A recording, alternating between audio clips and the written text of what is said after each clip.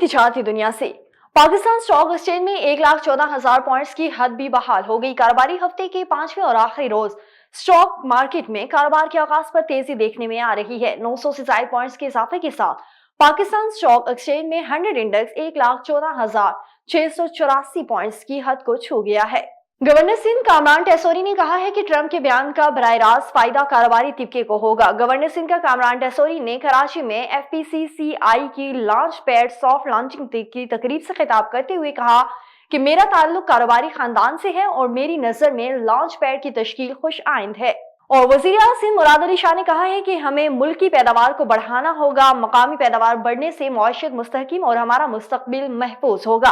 रोजगार के मौके पैदा होंगे। मुआशी तरक्की के लिए जदीद तहकीक को अमली मैदान में लाना होगा।